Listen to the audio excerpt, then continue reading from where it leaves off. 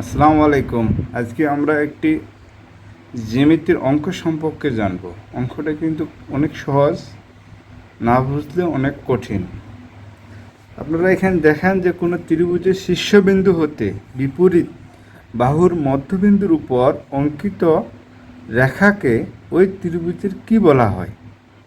প্রশ্ন আরেকবার এগিন যে কোনো ত্রিভুজের শীর্ষবিন্দু হতে বিপরীত বাহুর মধ্যবিন্দুর উপর অঙ্কিত রেখার ত্রিভুজকে কি বলা হয়? সমদ্বিখণ্ডক, অতিভুজ, লম্ব না মধ্যমা?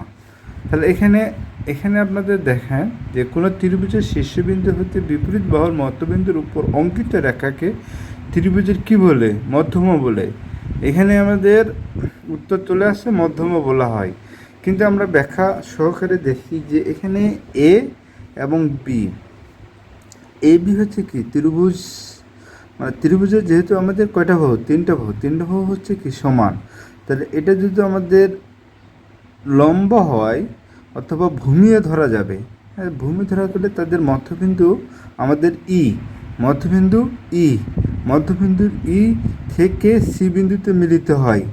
এবার বি বিন্দু থেকে এফ বিন্দুতে মিলিত হয়। আর বিসি বাহুর ডি বিন্দু হচ্ছে লম্ব, এ বিন্দুতে মিলিত হয় এবং এসি বাহুর মধ্যবিন্দু হচ্ছে এফ তাহলে বি বিন্দুতে মিলিত হয়। তাহলে আমাদের মধ্যবিন্দু আসতেছে ও। এই যে মধ্যবিন্দু, এটা হলো আমাদের কি? মধ্যমা।